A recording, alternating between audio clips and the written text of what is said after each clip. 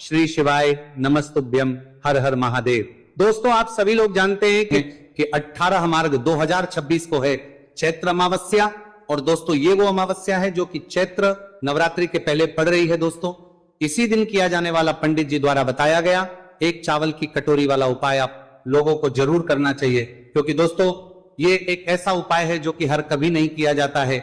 चैत्र नवरात्रि के पहले जो अमावस्या पड़ती है उसी दिन किया जाता है, और बहुत सारे लोगों ने इस उपाय को किया भी है और उनको इस उपाय फल भी जरूर मिला है। अगर आप लोग भी इस उपाय को इस अमावस्या के दिन, मतलब इस चैत्र नवरात्रि के पहले पड़ने वाली अमावस्या के दिन करना चाहते हैं, तो आप इस उपाय को पहले अच्छे से समझ लेना, सुन लेना, उसके बाद करना, आपको इस उपाय का फल जरूर मिलेगा। सबसे पहली बात दोस्तों, ये एक चावल की कटोरी वाले उपाय को हमें कब करना है, किस लिए करना है, कैसे करना है, ये हम लोग जान लेते हैं। अगर आपके घर में आपको ऐसा लगता है बहुत ज्यादा दुख और परेशानी आ रही है, अब वो दुख और परेशानी किसी भी तरह की हो सकती है, धन जुड़ी हुई भी हो सकती है, रोग और बीमारी से जुड़ी हुई भी हो सकती है, या किसी भी प्रकार की दुख और समस्या आपके जीवन में हो सकती है। अगर आपको ऐसा लगता है कि भाई ये समस्या किस वजह से आ रही है, हमें इसके बारे में कुछ अता पता नहीं है, हमने उपाय भी करके देख लीजिए, बहुत सारे व्रत भी करके देख लीजिए, पर हमारी वह दुख और परेशानी दूर ही नहीं है, तो भाई आप लोगों के लिए ये चैत्र अमावस्या, ये अमावस्या जो कि चैत्र नवरात्रि के पहले पड़ने वाली है 18 मार्च के दिन, भाई ये अमावस्या आप लोगों के लिए बहुत खास है। और इस अमावस्या को आप लोगों के को एक चावल कटोरी वाला उपाय जरूर करना चाहिए, क्योंकि ये वो उपाय है जो कि उपाय को करने से आपकी निश्चित ही जितनी भी प्रकार की दुख और परेशानी होंगी वो सारी दूर हो जाएंगी। अगर आपके घर के ऊपर पितृदोष भी होगा, क्योंकि आप सभी लोग जानते हैं अमावस्या का जो दिन होता है पितरों के लिए विशेष रूप से महत्वपूर्ण होता है, तो आपको चाहे पता हो चाहे ना हो कि अगर आपके ऊपर पितृदोष है या नहीं है, आपको पता नहीं भी है ना, तो भी अगर आप लोग उपाय को कर लोगे तो भाई आपको उपाय का फल जरूर मिलेगा, आपके जीवन से दुख और परेशानी जरूर दूर होगी। किसी भी प्रकार की दुख और क्यों ना हो, बस दूर जरूर हो जाएगी। चाहे कर्जा हो, चाहे धन की प्राप्ति से जुड़ा हुआ कोई मतलब समस्या हो, सारी दुखद समस्याएं दूर होंगी। चलिए दोस्तों, अब हम समझते हैं इस एक चावल की कटोरी वाले उपाय को आप लोगों को कैसे करना है, कब करना है, किसको करना है, किस समय करना है। देखिए, सबसे पहली चीज, इस वाले उपाय को किसको करना है वो आप लोग सुन लीजिए। देखिए, ये एक चावल की कटोरी वाले उपाय को, इस अमावस्या को या चैत्र अमावस्या को, इस बार की अमावस्या बहुत ही ज्यादा खास है, क्योंकि ये अमावस्या साधारण अमावस्या नहीं है, चैत्र अमावस्या है जो कि चैत्र नवरात्रि के पहले पड़ रही है।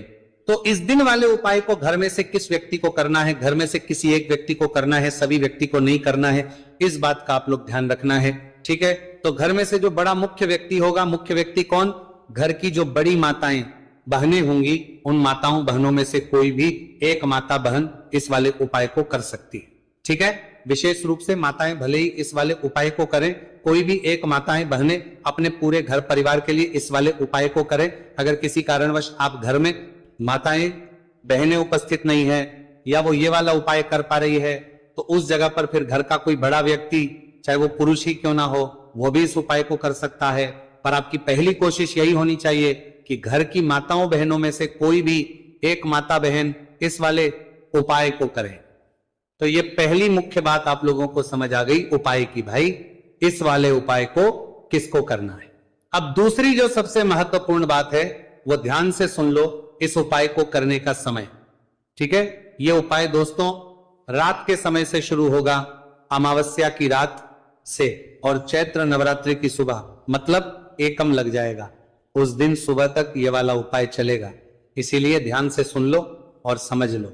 तो देखो, इस उपाय को करने का जो समय है वो है अमावस्या की शाम के समय या रात्रि के समय, मतलब शाम के समय या रात्रि के समय से आपको उपाय को शुरू करना है। जो लोग शाम के समय शुरू कर सकते हैं वो शाम के समय शुरू करें, और जो लोग रात्रि के समय शुरू कर सकते हैं वो लोग रात्रि के समय। और उपाय पूरा कब होगा, सुबह के समय होगा। इस बात का भी आप लोगों को यहां पर ध्यान रखना है।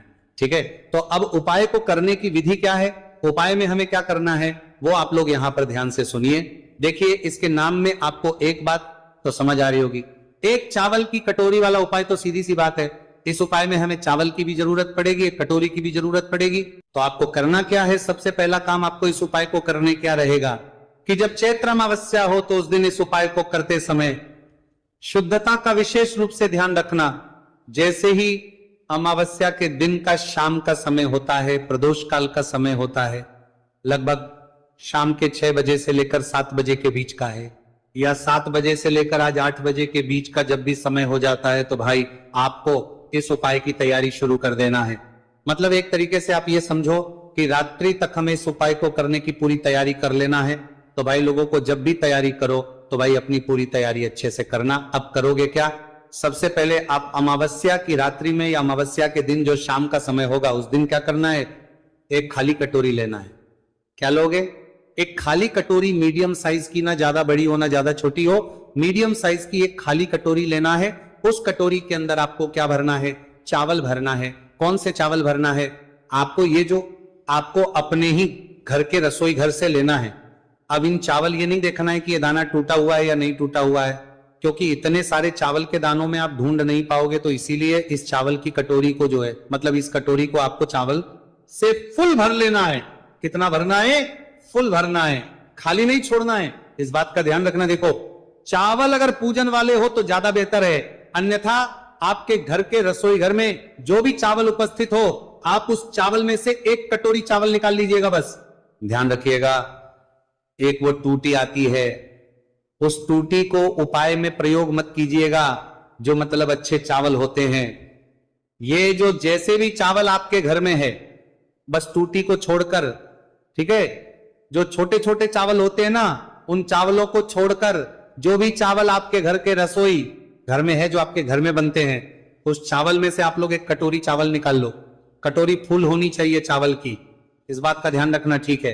इस चावल की कटोरी को लेने के बाद दोस्तों, अब जो आपका अगला काम वो रहेगा एक कपूर का टुकड़ा। क्या रहेगा? एक कपूर का टुकड़ा। अब देखो यहां पर कपूर भी 2 तरह का आता है, एक तो गोली गोली जैसा कपूर आता है और एक टुकड़े वाला कपूर है। तो भाई इस उपाय में हम कौन सा कपूर लेंगे? तो देखो, आपको जो कपूर मिल जाए आप वो कपूर ले सकते हो। गोलियां मिल रही हैं तो भाई गोलियां फिर आप लोग 3, 4 या 5 गोलियां जो है उपाय को करने के लिए रख सकते हो। और अगर टुकड़ा मिल रहा है तो एक टुकड़ा तो एक कपूर का अच्छा खासा आपको लोगों को मिल जाता, तो आप एक टुकड़ा यहां पर ले सकते हो, आपके ऊपर है। आपको जो चीज मिल जाए आसानी से, जो चीज आपके पास रखी हुई हो, आप उस कपूर को जो है इस्तेमाल कर सकते हो। चाहे गोल भी ले सकते हो, बस गोल ले रहे हो ना तो गोल थोड़ी ज्यादा मात्रा में लेना, जैसे कि 3-4 जो है आपको वो कपूर की गोली जो है उपाय में करनी है। बाकी टुकड़ा है, टुकड़ा तो एक बड़ा ही होता है, तो टुकड़ा मात्र एक ही लेना है। तो आपको करना क्या है, जो आपने कपूर लिया है, चाहे गोली ली हो चाहे कपूर का टुकड़ा लिया, क्या है, इस कपूर के टुकड़े को आपको इसी चावल की कटोरी के ऊपर, जो चावल की कटोरी आपने फुल भरी हुई है, इसी चावल के ऊपर बिल्कुल बीचों बीच में रख देना है।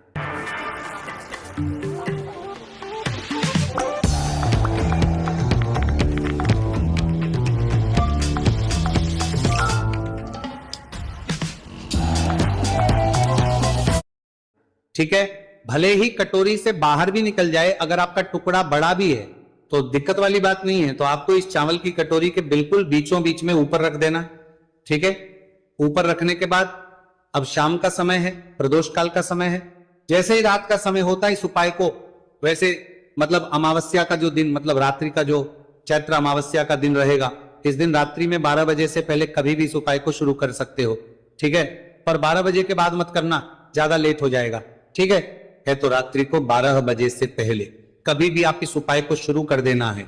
ना करने का मतलब है कि आप शाम 7 बजे से मतलब उपाय को करने की तैयारी शुरू कर सकते हो, और रात्रि को 12 बजे से पहले कभी भी आप इस उपाय को मतलब शुरू कर देना है ना। आप करना क्या है, ये जो चावल की कटोरी आप करी है, जिसके अंदर आपने चावल भरे हैं और कपूर का टुकड़ा रखा है, इस चावल की कटोरी को लेकर आप लोग सीधा आ जाओ अपने घर के मेन गेट पर, मुख्य द्वार पर। देखो मेन गेट, ध्यान से समझना, जिनका खुद का घर है उनका तो एक मेन गेट अलग ही होता है, पर जो लोग किराए के घर में या मल्टीस में रहते हैं उनका जरूर मतलब एक अलग गेट होता है। तो उन मल्टीस या किराए के घर में रहने वालों का वो गेट होगा जिस गेट तक उनका किराए का घर है या मल्टीस का घर है, जो उनका आखिरी दरवाजा अंदर बाहर जाने का उनका वो मेन दरवाजा होगा, ठीक है। और जिनका खुद का घर है भाई, उनका तो एक अलग मेन गेट होता ही होता है। तो आप लोगों को इस चावल की कटोरी को लेकर अमावस्या के दिन, मतलब जब भी आप रात्रि में इस उपाय को कर रहे हो, शुरू कर रहे हो, तो उस समय इस चावल की कटोरी को लेकर आपको अपने घर के मुख्य द्वार पर आ जाना है।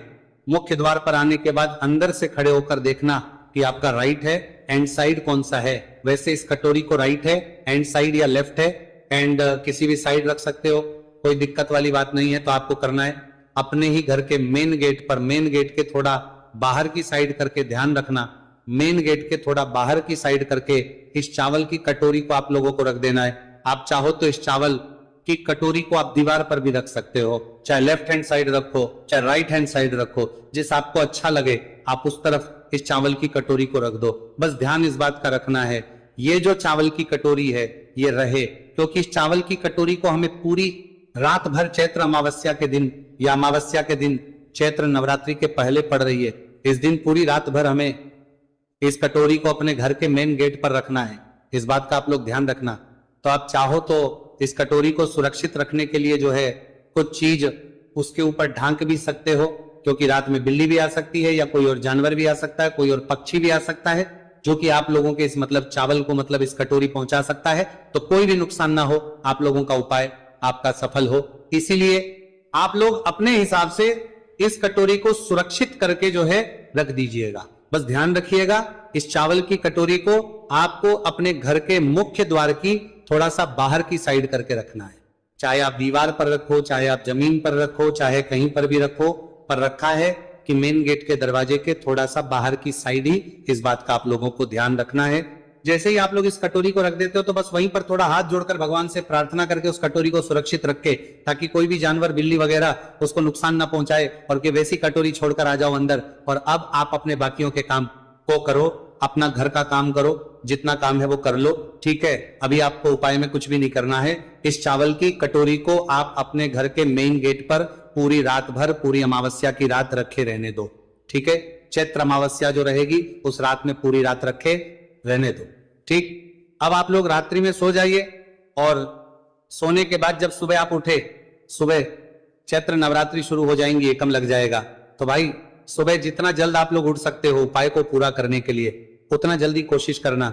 6, 7 या 5, 6 बजे जब भी उठा सको, जितना जल्दी हो सके उतना जल्दी उठने की कोशिश करना उपाय को पूरा करने के लिए। बाकी आप लोग इस उपाय को 10, 11 या 12 बजे तक भी उपाय को पूरा करोगे तो भी आपको उपाय का फल मिल जाएगा, पर इससे ज्यादा देर मत करना, ठीक है। तो आप सुबह जैसे ही उठते हो तो सबसे पहला काम आपका स्नान कराएगा, ठीक है। तो उठते से ही जो है आप लोग पहले स्नान कर लेना, क्योंकि आप लोगों को इस वाले उपाय को पूरा करना है। बाकी दोस्तों इसके बाद आप लोग स्नान वगैरह से सब कुछ काम अच्छे से कर लीजिएगा और शुद्ध और धुले हुए वस्त्र या नए वस्त्र आप लोग पहन लीजिएगा, ठीक है। जो भी माताएं बहनें इस वाले उपाय को कर रही हैं उनको रूप से इस बात का ध्यान रखना है। तो जैसे ही सुबह होती है तो भाई सबसे पहला काम आपका यही कि आप इस उपाय को पूरा करो, और उपाय को पूरा करने के लिए सबसे पहले हानि देखने को मिल रही है, यानी कि आपको प्रत्येक कार्य में हानि हो रही है, तो आपको ये उपाय करना चाहिए। इस उपाय को करने के लिए आपको 2 चीजों की आवश्यकता होगी। सबसे पहले है, आप जानते हो, जो कि भगवान गणेश जी को समर्पित होती है, तो आपको वह हरा दूर्वा की आवश्यकता होगी, साथ ही में एक लोटा जल की आवश्यकता होगी। और आप जब भी उपाय को करें, जिस दिन भी आपको करें, तो आपको प्रातः कल सुबह ही सुबह वो करना, इस बात का विशेष रूप से आपको ध्यान रखना है, ठीक है। तो आपको एक हरा दूर्वा लेनी है, अगर आधा हरा दूर्वा भी मिल जाती है तो भी कोई दिक्कत नहीं है, बस आपको हरा दूर्वा है। अगर ज्यादा ना मिले तो उस स्थान पर एक हरा दूर्वा भी ले सकते हैं। हरा दूर्वा आपको आसानी से कहानी पर भी मिल जाएगी। बस याद रखिएगा शुद्ध दूर्वा, और मतलब उसे शुद्ध करके ही उपयोग में लीजिएगा, है ना। तो आपको करना क्या है, एक हरा दूर्वा या एक से ज्यादा भी हरा दूर्वा आप लोग ले सकते हैं। तो एक हरा दूर्वा अपनी ले लीजिए, एक हरा दूर्वा के साथ में आप एक लोटा जल ले लीजिए, और इन दोनों ही चीजों को लेकर शिवाजी के मंदिर पहुंच जाइए। जी के मंदिर पहुंचकर सबसे पहले आप शिवाजी के पास में बैठ जाइए। शिवाजी के पास में बैठने के बाद जो शिवाजी की शिवलिंग होगी, शिवलिंग के ऊपर सबसे पहले आपको ये दूर्वा को समर्पित करना है। दूर्वा को कुछ इस प्रकार से समर्पित करना है कि जो दूर्वा की दांडी का मुख होगा वह जलधारी की तरफ हो, जहां से जल नीचे करता है ना। और जो हरा दूर्वा का मिला हुआ भाग होगा वो अपने आप शिवाजी के पीछे की तरफ हो जाएगा, ठीक है। तो इस प्रकार से ये हरा दूर्वा का ये दूर्वा आपको भगवान शिवाजी का शिवलिंग के ऊपर समर्पित करनी है। और जो एक लोटा जल आप अपने साथ लेकर आए हैं, इसी दूर के ऊपर भगवान शिव जी के शिवलिंग के ऊपर एक धारा से आपको समर्पित कर देना है। ठीक है, अब यहां पर देखने बात यह है कि यह उपाय इस व्यक्ति को करना है जिस व्यक्ति की नौकरी नहीं लग रही हो, जो व्यक्ति परीक्षा में पास होना चाहता हो, तो इस व्यक्ति को अपने हाथों से इस उपाय करना है, तभी उपाय कम करेगा। ठीक है, उपाय को करने के बाद आपको 3 महीने उपाय आपको कब तक करना है? जब तक कि आपकी नौकरी ना जाए। जब तक आप इस उपाय को नियम के साथ करो, आपकी नौकरी जरूर लगेगी। अब बात करते हैं दूसरे उपाय के बारे में। तो देखिए दूसरे उपाय जो है, देखिए इस उपाय के लिए आपको मात्र 1 लौंग का जोड़ा लेना है, यानी कि 2 फूल वाली लौंग लेनी है। साथ में आपको मात्र थोड़ा सा शहद लेना होगा और इसी के साथ में आपको तांबे के पात्र अंदर शुद्ध जल लेना होगा। अब देखिए इन सभी सामग्रियों को लेकर के आपको भगवान शिव के मंदिर में पहुंच जाना है। देखिए ये उपाय आप सुबह से लेकर शाम तक कर सकते हैं। तो वह सबसे पहले तो आपके पास जो 2 फूल वाली लौंग है उन्हें आपको शहद के अंदर अच्छे से डुबो है, यानी कि दोनों लौंग पर आपको अच्छे से शहद का लेपन कर देना है। अब आपको जो आपके पास एक लोटा जल है, सबसे पहले तो उसे शिवलिंग पर धीरे धीरे समर्पित करना है और श्री शिवाय नमस्तु भयम इसका जाप करते हुए समर्पित कर देना है। अब आपके पास जो 2 फूल वाली लौंग है शहद से, उसे आपको शिवलिंग पर अर्पित करना है और आपको प्रार्थना करनी है कि जीवन में जो रोग की स्थिति है वह समाप्त हो, जीवन के जो संकट और समस्याएं हैं वह सभी समाप्त हो, जीवन से जो कर्ज की समस्या है वह समाप्त हो। इस प्रकार से प्रार्थना करते हुए ये जो 2 फूल वाली लौंगी शहद संयुक्त इस आपको शिवलिंग पर अर्पित कर देनी है। आपकी जो भी समस्या होगी इस बुधवार के दिन अवश्य ही समाप्त हो जाएगी। तो इस प्रकार से आपको पहला उपाय करना है। अब हम बात कर लेते हैं दूसरे उपाय के बारे में। देखिए ये उपाय आपके लिए सर्वश्रेष्ठ होने वाला है। देखिए इस उपाय के लिए आपको चाहिए होंगे 5 हरा मूंग के दाने, और मूंग के दाने कहीं से भी खंडित नहीं होने चाहिए, इस बात का ध्यान रखिए। और इसी के साथ में आपको एक तांबे के पात्र के अंदर अपने घर से शुद्ध जल 1 लोटा जल ले लेना है। अब दोस्तों इन सभी सामग्रियों को लेकर के आपको सीधे पहुंच जाना है भगवान शिव के मंदिर में। देखिए इस उपाय को भी आप सुबह भी कर सकते हैं और शाम के समय में भी कर सकते हैं।